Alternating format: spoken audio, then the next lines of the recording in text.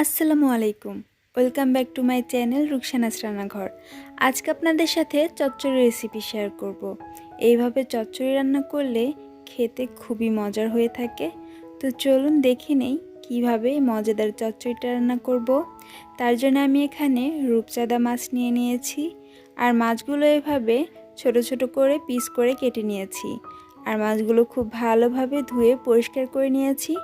এখন এর মধ্যে পরিমাণ মতো লবণ মাখিয়ে নিব।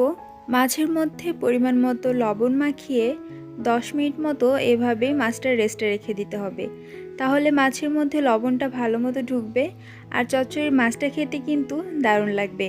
আর মাছের মধ্যে লবণ ঠিক মতো না ঢুকলে কিন্তু মাছটা খেতে একদমই ভালো লাগবে না। এখন এই মাছটা কিছুক্ষণের জন্য সাইডে রেখে দিচ্ছি। আর এদিকে আমি চচ্চড়ির জন্য সবজিগুলো কেটে নিয়েছি। এখানে আমি দুটো বেগুন এইভাবে চিকুন চিকুন করে সরু সরু করে কেটে নিয়েছি। আর এখানে 4টে আলু আমি এভাবে চিকুন করে কেটে নিয়েছি। আপনারা চাইলে এর থেকেও ছোট বড় করে কেটে নিতে পারেন। এখন এই সবজিগুলো একবারে আমি এই কড়াইয়ের মধ্যে দিয়ে দিচ্ছি। আর অনেকটা টমেটো কেটে রেখেছি ফালি করে, এটাও দিয়ে দিব। তাহলে চচ্চড়িটা খেতে ভীষণ ভালো লাগবে। আর দিয়ে দিচ্ছি পেঁয়াজ কুচি। পেঁয়াজ কুচিটা একটু বেশি করে দেওয়ার চেষ্টা করবেন, তাহলে চচ্চড়ির টেস্টটা অনেক বেশি ভালো আসবে।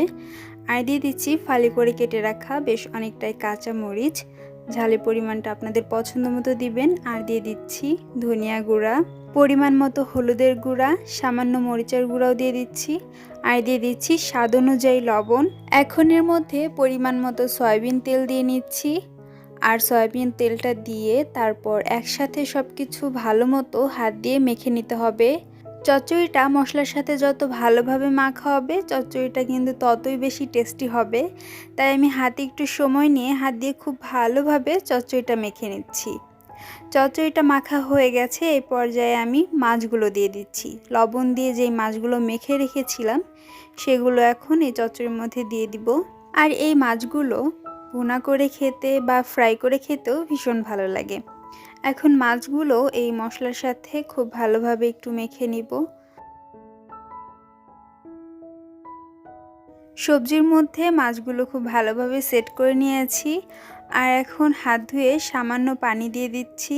বেশি পানি ব্যবহার করব না, যেহেতু চচ্চড়ি হবে এটা, তাই অল্প পরিমাণে পানি দিয়ে দিলাম। এখন একটা ঢাকনা দিয়ে ঢেকে 10 মিনিটের জন্য রান্না করে নিব। 10 মিনিট রান্না করার পর এখন ঢাকনাটা তুলে নিচ্ছি। আর দেখুন মাছ এবং সবজি সব কিছুই কিন্তু খুব ভালোভাবে সেদ্ধ হয়ে গেছে।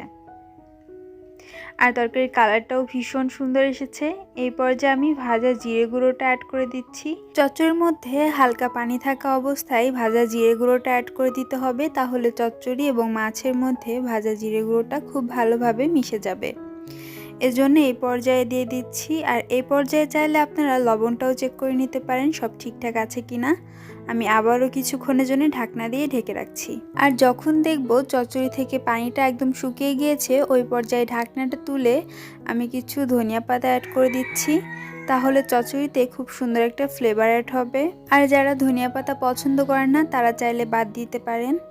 চচ্চড়িটা কিন্তু একদম রান্না কমপ্লিট। তবে অনেকেই এমন শুকনা চচ্চড়ি খেতে পছন্দ করেন না, তারা চাইলে একটু ঝোল রাখতে পারেন।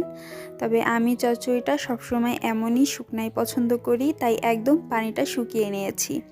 হালকা স্মোকি ফ্লেভার আসবে এমন চচ্চড়ি খেতেই আমার কাছে বেশি ভালো লাগে। আর আমার কাছে মনে হয় অন্যান্য তরকারি থেকে চচ্চড়িটাই খুব সহজে রান্না করা যায় আর কম সময়ের মধ্যেই হয়ে যায়। আর খেতেও ভীষণ ভালো লাগে। আপনারাও বাসায় এভাবে হাতে মাখানো চচ্চড়ি তৈরি করবেন, দেখবেন ভীষণ ভালো লাগে খেতে। তো আশা করছি আমার আজকের রেসিপি আপনাদের কাছে খুব ভালো লেগেছে। ভালো লাগলে অবশ্যই একটা লাইক করে দিবেন। আর আমার চ্যানেলটি সাবস্ক্রাইব করে আমার পাশেই থাকবেন। আজকের মতো এখানেই বিদায় জানাচ্ছি। সবাই অনেক ভালো থাকবেন, সুস্থ থাকবেন। আল্লাহ হাফেজ।